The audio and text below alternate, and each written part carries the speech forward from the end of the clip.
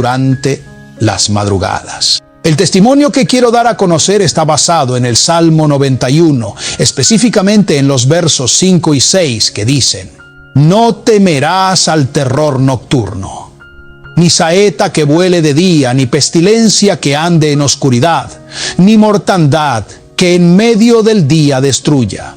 Este es un salmo poderoso que habla de la protección divina en todo momento. Pero hoy quiero enfocarme en lo que sucede en las horas de la madrugada. Es interesante notar que a menudo hablamos del libro de los Salmos, pero en realidad se trata de 5 libros en uno. No solo David escribió los Salmos, también lo hicieron Asaf, los hijos de Coré e incluso Moisés. De hecho, el Salmo 91 fue escrito por Moisés. En sus versos habla de plagas y pestilencias. ¿Y quién mejor que Moisés, el hombre que vivió en carne propia cómo las plagas no tocaron la morada de los hebreos durante su tiempo en Egipto? Este salmo no solo habla de la protección contra el mal durante el día, sino también de los peligros que acechan en la oscuridad. Quiero ampliar el tema y enfocarme en las horas de la madrugada, un tiempo crucial en el mundo espiritual. También haré un paralelismo con la historia de Jacob, quien, durante una persecución con su familia, experimentó de primera mano cómo Dios lo protegía, aunque el camino no siempre fue fácil. Cuando Dios llamó a Abraham, luego a Isaac y finalmente a Jacob, vemos cómo las riquezas de Abraham pasaron a Isaac. Y es aquí donde la historia de Jacob toma un giro interesante, porque en vez de ser el único heredero, él tuvo que enfrentarse a su hermano Esaú. Sabes, las herencias siempre han pasado de generación en generación. Lo que le tocaba a Abraham le correspondía a Isaac y así sucesivamente. Si Jacob hubiera sido el único en nacer, sin duda habría heredado todas las riquezas, pero también habría corrido el riesgo de olvidarse de los caminos de Dios. La riqueza muchas veces tiende a corromper el corazón del hombre, y por eso vemos que cuando Salomón tuvo la oportunidad de pedir algo a Dios, no pidió riqueza, sino sabiduría. Él entendía que lo que necesitaba materialmente ya lo tenía por herencia y que lo más importante era el discernimiento para gobernar con justicia. Si Jacob hubiera nacido solo, habría sido rico, pero su relación con Dios podría haberse distanciado. Dios permitió que naciera Esaú, un rival que lo empujaría a depender más de él. Esaú fue quien puso en peligro a Jacob, forzándolo a huir y vivir con el miedo constante de ser alcanzado, de día y de noche. Aunque Jacob había sido elegido por Dios, fue necesario que enfrentara este desafío. Como dice la Biblia, a Jacob amé y a Esaú aborrecí. Es importante aclarar que este aborrecimiento no es un odio en el sentido que entendemos hoy. En el griego, el término miseo significa odio, pero en este contexto hebraico, aborrecer se refiere a una preferencia. Dios no odia a nadie, y aunque las Escrituras mencionen que le dolió en su corazón, eso es lo que llamamos antropopatismo, una manera de describir los sentimientos de Dios con términos humanos. Es diferente del antropomorfismo, que se refiere a atribuirle características humanas a Dios para que podamos entenderlo mejor. Dios no experimenta las emociones humanas como nosotros. No tiene debilidades, no llora ni ríe como lo hacemos. Cuando en Juan 11:35 dice que Jesús lloró, lo hizo como hombre, sujeto a las emociones de este mundo. Aún así, Jesús fue tentado en su humanidad, pero como Dios, Él no puede ser tentado y tampoco tienta a nadie. Esto refleja las 3 características esenciales del ser humano: espíritu, alma y cuerpo. En la cruz, Jesús entregó su espíritu diciendo: en tus manos encomiendo mi espíritu. Mientras en el Getsemaní confesaba que mi alma está turbada hasta la muerte. Además, Su cuerpo sentía las necesidades humanas. Tenía sed, hambre y hasta fue parido como cualquier ser humano. En resumen, Jacob tuvo que enfrentarse a una amenaza constante. Esaú representaba esa amenaza que, aunque podía robarle su herencia terrenal, lo conectaba más con la herencia celestial. Dios permitió que Esaú lo persiguiera para que Jacob comprendiera que su dependencia no estaba en lo que poseía, sino en los recursos celestiales que solo Dios puede proporcionar. Algo que siempre me impacta de la historia de Jacob es cómo tuvo que luchar por la bendición que Dios ya le había prometido. A veces pensamos que todo lo que Dios ha declarado sobre nuestra vida llegará sin esfuerzo, pero la realidad es que hay batallas que debemos enfrentar, incluso cuando ya hemos sido destinados a recibir algo. Jacob tuvo que luchar, y lo hizo específicamente durante la madrugada. Es importante aclarar algo. Jacob no le robó la primogenitura a Esaú. Desde el vientre, él ya estaba destinado a recibir esa bendición. Para mí, cuando Jacob agarra el pie de Esaú al nacer, es una señal de que sabía desde el principio que el propósito divino estaba con él. Esaú saldría primero, pero Jacob estaba decidido a cumplir con su llamado. Peleó por lo que era suyo.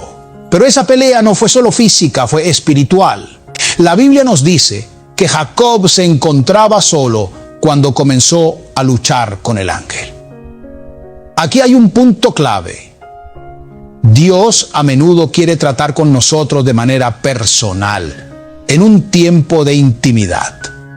No es que necesitemos alejarnos de nuestra familia permanentemente, pero hay momentos en los que Dios busca una relación más profunda y directa, momentos donde debemos estar completamente solos con Él. Esos momentos de soledad, aunque a veces nos resulten incómodos, son necesarios para que Dios obre en nosotros sin distracciones. A veces intentamos llevar a alguien más a esos momentos, ya sea por miedo o por falta de confianza en estar solos con Dios. Nos rodeamos de personas que pueden incluso distraernos del propósito. Cuando se trata de intimidad con Dios, debemos aprender a quedarnos a solas para evitar que las distracciones y conversaciones desenfrenadas nos alejen de lo que realmente importa: ese encuentro con Dios. A Jacob, en ese estado de soledad, comenzó a luchar con el ángel. Lo que me impacta es cuando el ángel le dice: suelta, porque raya el alba. Esa frase tiene un profundo significado en la guerra espiritual. La madrugada es un tiempo clave para la intercesión y la batalla espiritual. Según la Biblia, el día tiene 12 horas, pero lo que llamamos día realmente comienza en la oscuridad. Bíblicamente, el día empieza al amanecer a las 6 de la mañana, pero en términos espirituales muchas batallas se libran en las horas previas, desde la medianoche hasta las 3 de la mañana. Durante esas horas, el espíritu se conecta de manera especial con Dios. No es cuestión de cuánto tiempo estés de rodillas, sino de cómo te conectas con Él. Hay personas que pasan horas orando, pero siguen distraídas, con su mente llena de pensamientos que las alejan de la verdadera comunión. En cambio, alguien puede orar solo unos minutos y mover el cielo si lo hace con el corazón alineado. Por eso, es importante aprender a silenciar nuestra mente, especialmente en la madrugada, cuando las distracciones del día están presentes en nuestro subconsciente. Los ruidos y pensamientos que parecen insignificantes durante el día, a menudo resuenan en nuestra mente durante esos momentos de oración. Debemos aprender a dominarnos, a silenciar esos ecos y enfocarnos completamente en Dios, para que nuestras oraciones puedan tener el impacto espiritual que necesitamos. Jacob, en esa madrugada, No solo luchaba físicamente, sino que también estaba luchando espiritualmente por su identidad y su bendición. Una de las características esenciales para poder entrar al mundo espiritual es estar consciente de lo que estás haciendo. Muchas veces actuamos de manera automática, incluso en situaciones cotidianas como conducir. He visto personas que cruzan un semáforo en rojo sin darse cuenta, porque aunque están físicamente presentes, su mente está distraída en otro lugar, quizás en problemas no resueltos del pasado. Lo mismo ocurre en la vida espiritual. Hay quienes llevan su conciencia atada a un pecado que cometieron ayer, a pesar de que Dios ya los ha perdonado. Esa falta de liberación mental bloquea su capacidad para orar con efectividad.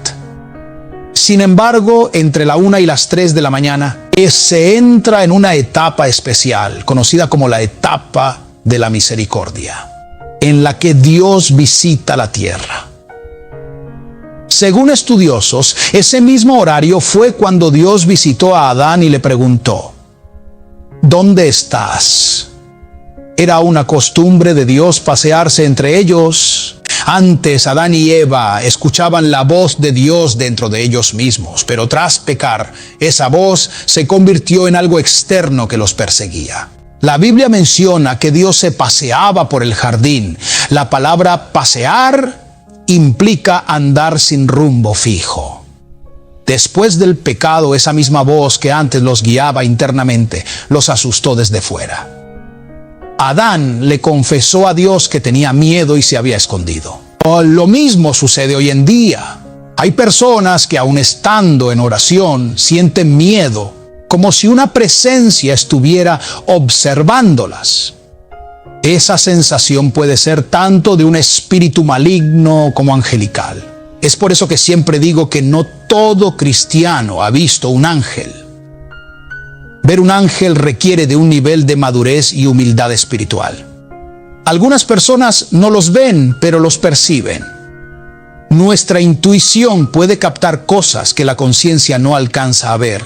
En esos momentos uno puede sentir que algo está presente, aunque no se vea con los ojos físicos. Y cuando alguien logra ver un ángel de manera tangible, esa experiencia puede ser impactante. En ocasiones las personas pueden llegar a idolatrar al ángel en lugar de honrar a Dios, como le pasó al apóstol Juan, quien intentó postrarse ante un ángel. El ángel lo detuvo diciendo: no lo hagas, soy consiervo tuyo. Incluso Juan, un hombre espiritual con más experiencia que muchos de nosotros, fue tentado a hacerlo. De las 3 a las 6 de la mañana es un tiempo de guerra espiritual. En ese horario no se pide mucho, sino que se lucha en intercesión por la liberación de tu familia, de tu generación. Y entre las 5 y las 6 de la mañana, lo que se llama la raya del alba, es un momento crucial. En ese tiempo los espíritus malignos hacen sus planes para continuar sus ataques durante el día. Ese es el terror nocturno del que habla la Biblia. De un lado, el amanecer está cerca, pero del otro, el enemigo está dejando instrucciones a los demonios que tomarán el relevo para el día. ¿Cómo podemos arruinar esos planes? Es en esos momentos, de 5 a 6 de la mañana, cuando debemos estar de rodillas, conectados con Dios, quien ya nos ha visitado entre las 3 y las 4. Esa visita divina nos da el combustible espiritual necesario para destruir los planes del enemigo. Mientras los demonios planean, el Espíritu de Dios nos capacita para romper esos esquemas en oración. El enemigo sabe que si puede distraerte durante esas horas cruciales, puede impedir tu avance. A veces te encontrarás con pequeñas distracciones, como un niño que llora o situaciones que te sacan del enfoque. Todo esto es parte de la estrategia del enemigo para que no puedas romper las cadenas que él ha estado preparando para tu vida y la de tus seres queridos. Por eso, muchos caen en un sueño profundo, justo cuando más necesitan orar. El enemigo sabe que entre las 5 y las 6 de la mañana muchas personas están rendidas, lo que lo convierte en el momento perfecto para actuar.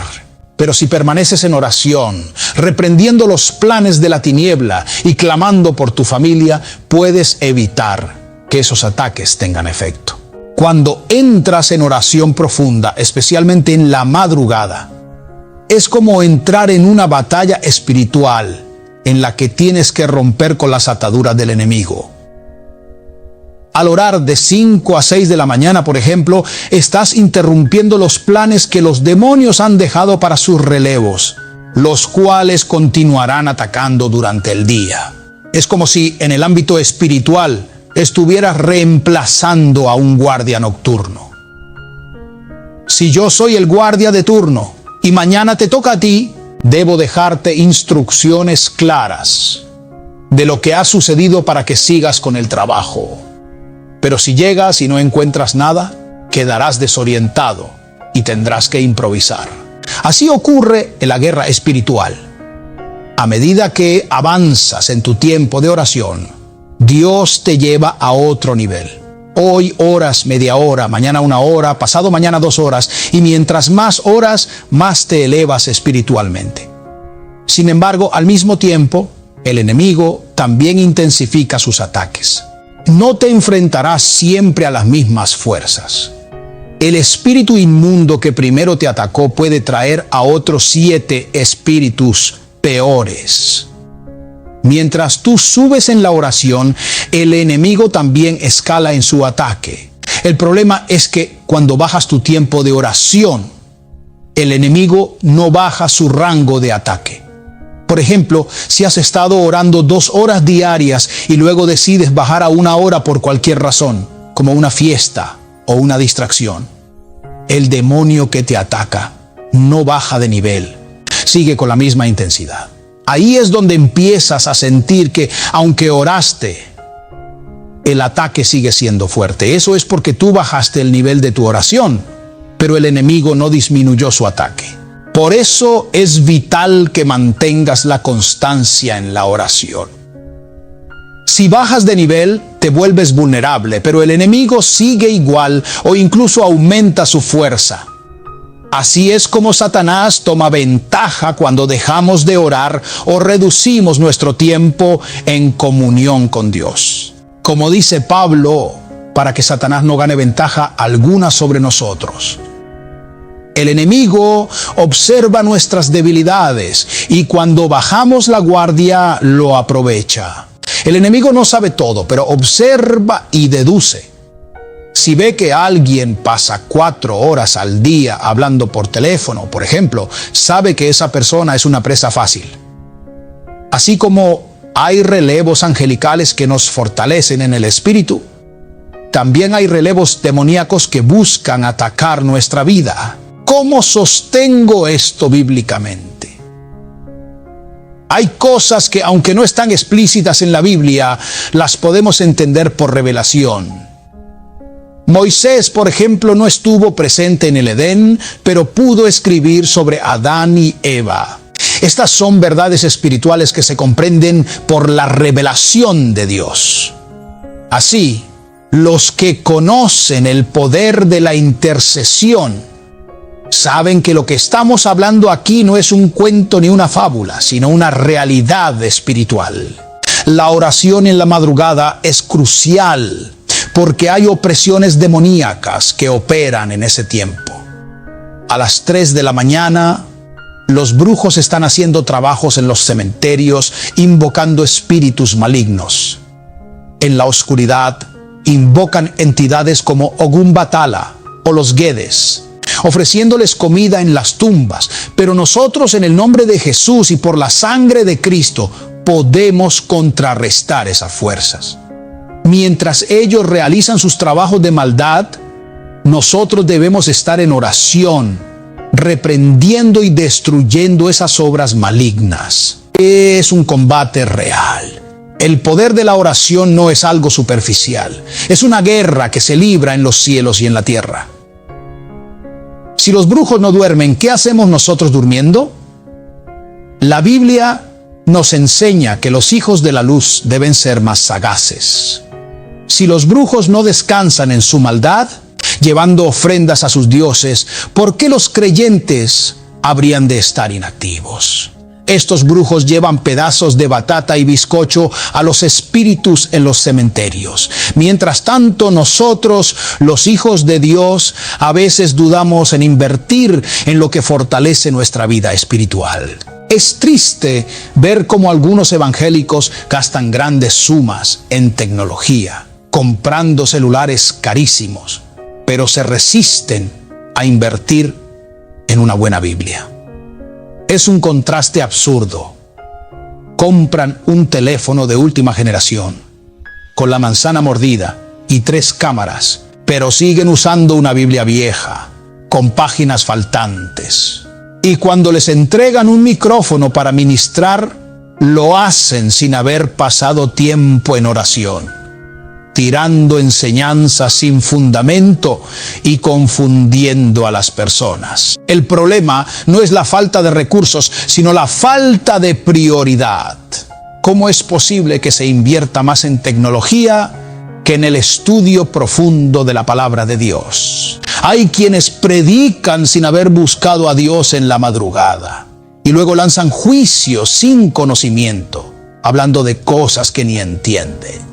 Lo cierto es que de madrugada, cuando todo se silencia, es cuando uno puede realmente encontrarse consigo mismo y con Dios. Es en ese momento cuando puedes meditar y reflexionar sobre todo lo que has dicho y hecho durante el día. Es el tiempo perfecto para evaluar tus acciones y darte buenos consejos a ti mismo, porque en ese momento todo se pone en perspectiva. La meditación en la palabra es necesaria tanto de día como de noche, pero es en la noche cuando se logra con mayor claridad, porque las distracciones del día no están presentes. Lamentablemente, muchos ni siquiera aprovechan la noche para orar o meditar. Están sumergidos en las redes sociales, revisando Facebook o WhatsApp, perdiendo ese tiempo precioso en el que podrían estar en comunión con Dios. Dios es celoso con lo que pertenece a su santidad, y el arca era uno de los objetos más sagrados. Usa y su familia habían tenido el arca en su casa por años, y probablemente se acostumbraron a su presencia. Pero cuando llegó el momento de trasladarla, lo hicieron de manera incorrecta, con buenas intenciones, pero sin seguir el orden divino. Usa extendió su mano para sostener el arca cuando los bueyes tropezaron, pero Dios lo mató en el acto. No fue la intención lo que falló, fue la forma. Buenas intenciones, sí, pero con una ejecución incorrecta. Esto también ocurre hoy en las iglesias. Muchas veces se busca traer la presencia de Dios mediante métodos que no son correctos. Se visten de payasos, traen arbolitos navideños al altar o intentan traer la presencia de manera superficial. No se trata de tradición o costumbre, sino de buscar a Dios de la manera correcta, en santidad y obediencia. O usar astucia en lugar de generosidad y sinceridad con Dios es lo que llevó a la muerte de Usa. Había tenido el arca en su casa por años, pero no la cuidó como debía. De la misma manera, hay personas que pueden tener la Biblia en su casa, pero no la abren, no la cuidan, no la valoran. Lo que sucede es que en público muchas personas quieren aparentar algo que no practican en secreto. He visto gente que en público se involucra en guerra espiritual, pero en privado no hacen lo mismo. Por eso, los resultados que obtienen en público son mínimos, porque no hay sustancia espiritual detrás de lo que están mostrando. La Biblia nos enseña que el Padre, quien ve en lo secreto, nos recompensará en público. Si en lo secreto despreciamos la relación con Dios, no podemos esperar grandes resultados en público. Es como cuando alguien maltrata a su esposa en privado, pero en público intenta mostrar afecto. La esposa podría rechazar esos gestos diciendo: echa para allá porque en secreto no me tratas bien. Lo mismo ocurre con nuestra relación con Dios. Si en privado no buscamos su presencia, ¿cómo esperamos que Él nos honre en público? Jesús mismo venció en secreto y cuando estaba en público simplemente daba órdenes para liberar y sanar, porque ya había ganado la batalla en su tiempo de intimidad con el Padre. Mucha gente se pregunta por qué sus familiares no han sido liberados o por qué ciertos problemas persisten en sus vidas. A menudo, la respuesta está en que no han desatado esas bendiciones en secreto. Es en el lugar secreto, en la oración de madrugada, donde se rompen las cadenas que nos atan. Hay personas que pueden estar predicando con unción, pero aún tienen áreas de pecado que no han resuelto. La unción no elimina automáticamente todas nuestras debilidades. Por ejemplo, hay personas que pueden estar llenas de unción, echando fuera demonios y predicando poderosamente, pero tienen problemas no resueltos en áreas como la inmoralidad sexual. Esas debilidades no se van solo por estar ungidos. Se requiere una decisión personal de renunciar a esos pecados. La Biblia nos dice que debemos despojarnos del viejo hombre, que está viciado con deseos engañosos. No se trata solo de ayunar o buscar más unción para superar esas áreas, sino de tomar la decisión firme de renunciar a ellas. Hay cosas que debemos entregar al Espíritu Santo para que las trabaje en nosotros, pero también hay decisiones que debemos tomar nosotros mismos. Judas es un ejemplo de alguien que, estando en el ministerio con Jesús, aún cargaba un huevecillo de avaricia. Aunque echaba fuera demonios y predicaba el evangelio, su corazón seguía atado al amor por el dinero.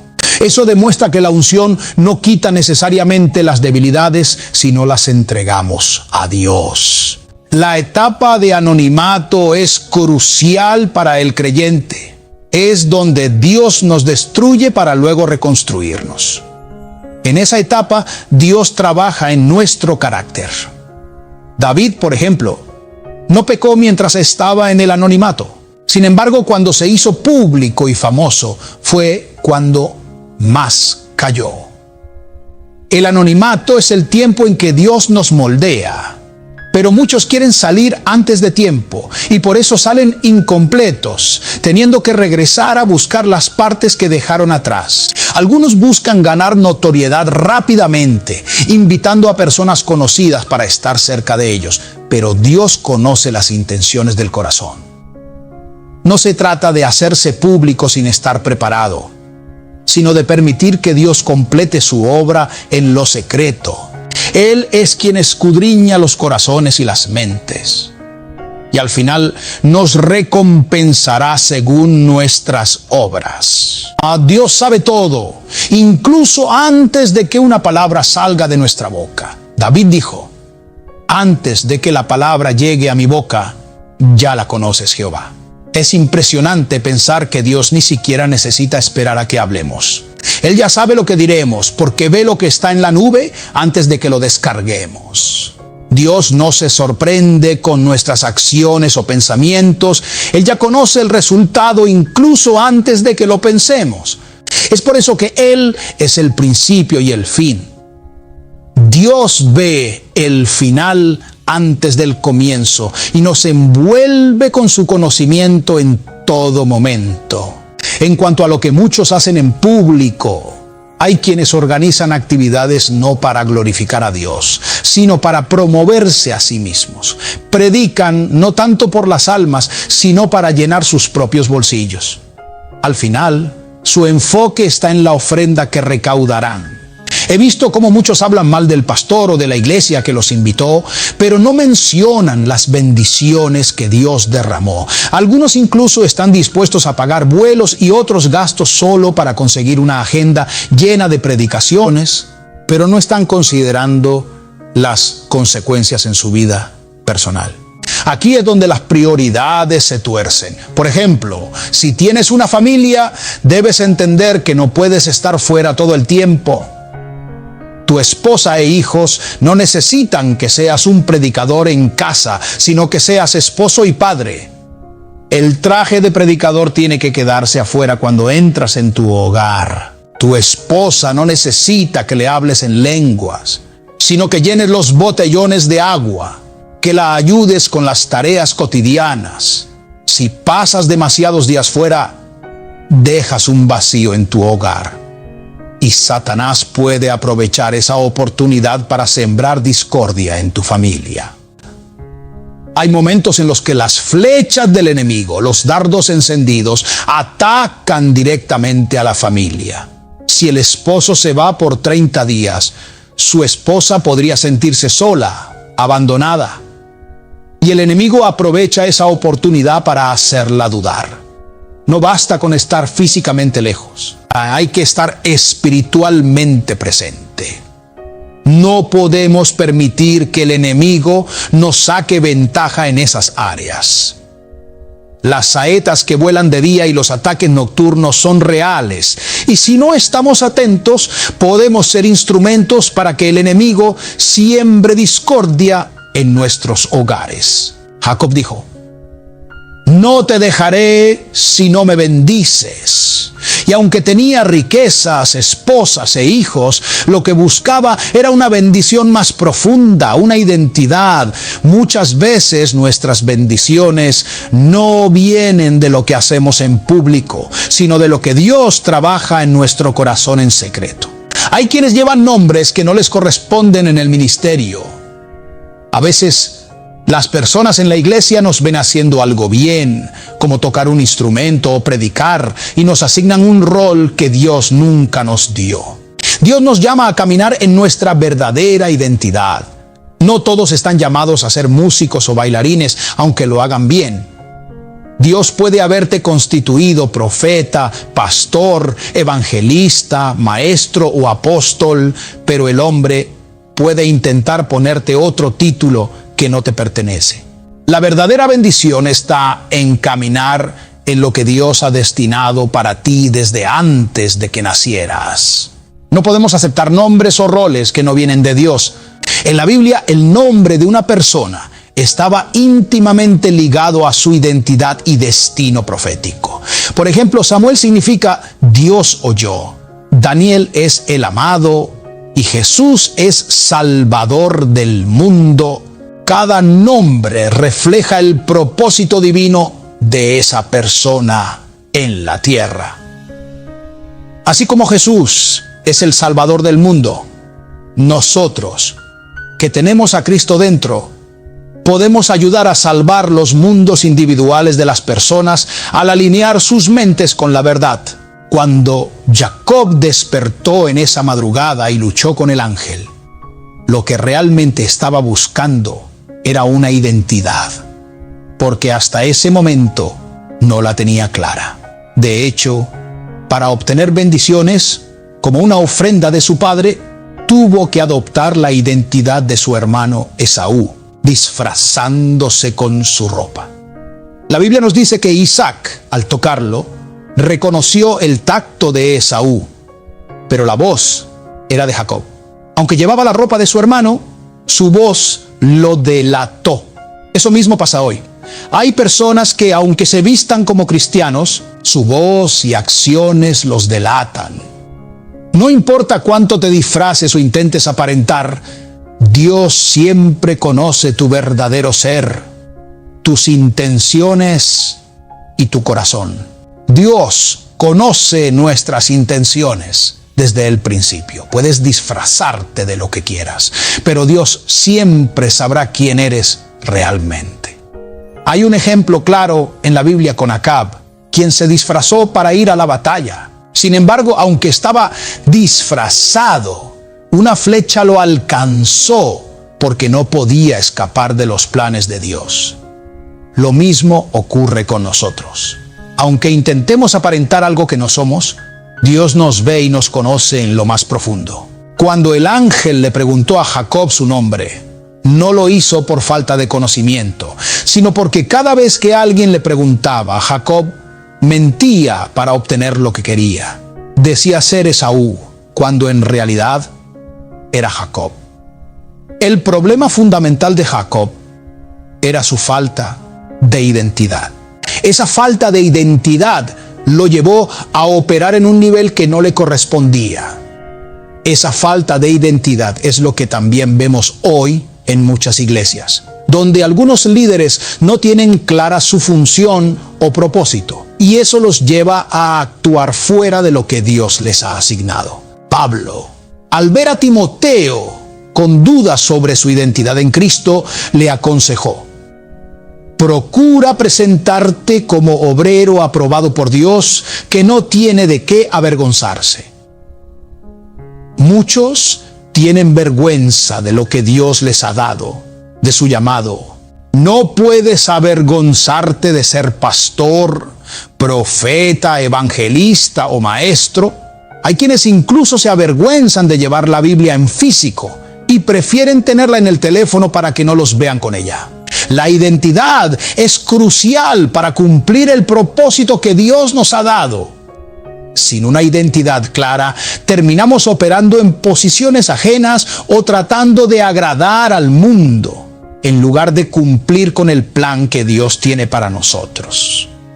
Al final, todos daremos cuenta a Dios por nuestras acciones y nuestras intenciones. Cuando el ángel le preguntó a Jacob cómo se llamaba, llegó el momento en el que Jacob tuvo que ganarse su identidad, pero esta vez siendo completamente sincero. No le mintió al ángel, sino que reconoció la verdad, lo cual fue el primer paso hacia su transformación. Desde el vientre de su madre, Jacob había estado luchando, agarrando el talón de su hermano. Pero Dios sabía que ese conflicto inicial marcaba el comienzo de su batalla personal. Dios a veces nos enfrenta en aquello donde más necesitamos ser corregidos. En el caso de Jacob, fue su identidad y la forma en que usaba la lengua. Al encontrarse con Dios, no solo fue su pie lo que fue tocado, sino también su carácter y la forma en que se presentaba. Así como el hombre rico en la parábola de Lucas 16 experimentó tormento en su lengua, el área de mayor conflicto de Jacob era su identidad, y fue lo que Dios transformó. Jacob venció al ángel no por fuerza física, sino por su humillación. Esto es clave, porque la humildad es lo que mueve a Dios. Como lo describe Oseas 12:3, Jacob rogó, lloró, y en su humillación fue que prevaleció. No fue su astucia ni su fuerza, sino su capacidad de reconocer su debilidad y dependencia de Dios. La altanería y la arrogancia no nos acercan a Dios, pero la humillación sí. Es la humildad lo que hace que Dios nos pregunte, ¿qué es lo que deseas? Cuando Jacob finalmente dijo, me llamo Jacob, lo que en realidad estaba confesando era todo lo que esa identidad conllevaba: el engaño, las manipulaciones y el conflicto interno. Su nombre representaba una maldición. Por eso, después de su encuentro con el ángel, Dios no lo llamó más Jacob, sino Israel, un nombre que transformaba su destino. El poder de los nombres es impresionante. En la Biblia, los nombres siempre reflejan el destino y la función de una persona. Cuando Adán nombró a los animales, fue a partir de ese momento que ellos comenzaron a cumplir con su propósito. El león, al ser llamado por su nombre, rugió por primera vez porque entendió su rol en la creación. Lo mismo sucede con nosotros. El nombre que recibimos determina nuestra identidad y propósito. Es por eso que cambiar un nombre puede cambiar el curso de una vida. Si decides ponerle un nombre a tu hijo, asegúrate de mantenerlo en un ambiente que refleje el significado de ese nombre. Porque si no se cría en ese contexto espiritual, ese nombre podría ser utilizado en su contra. En el mundo espiritual, el cambio de nombre es crucial. Jacob fue transformado en Israel porque el propósito de su vida cambió. Del mismo modo, cuando enfrentamos a Dios en oración, Especialmente en esos momentos de profunda búsqueda en la madrugada, tenemos la oportunidad de romper patrones de maldición que han afectado a nuestras familias y a nuestras vidas. Dios nos da el poder para cambiar lo que parecía inmutable, y todo comienza con un encuentro sincero con Él, donde reconocemos quiénes somos realmente y permitimos que Él nos dé una nueva identidad. Para establecer un hábito de oración en la madrugada, al principio puede ser difícil, como cuando uno comienza a ir al gimnasio. Al principio sientes dolor porque tu cuerpo no está acostumbrado al esfuerzo continuo, pero con el tiempo te adaptas. Lo mismo ocurre con la oración. Cuando haces de la madrugada un momento de comunión con Dios, eventualmente se convierte en una rutina natural. Al principio puede que te cueste levantarte, pero si perseveras, llegará un punto en el que incluso antes de que suene la alarma, ya estarás despierto. Así como cuando tienes una cita importante como con el cónsul, no duermes bien por los nervios y la preparación mental que haces. En la oración sucede algo similar. Te preparas mentalmente y emocionalmente para lo que viene. Cuando te encuentras en un país diferente, aunque el horario sea distinto, tu cuerpo sigue alineado con el horario al que está acostumbrado. Así, en la oración, con el tiempo tu mente y tu cuerpo se alinean con el horario de la madrugada. Crear un hábito de oración en la madrugada requiere disciplina. No es solo el acto de despertarse, sino también aprender a silenciar la mente. Porque aunque logres levantarte a orar, si tu mente está llena de ruido y distracciones, no habrá verdadera comunión con Dios.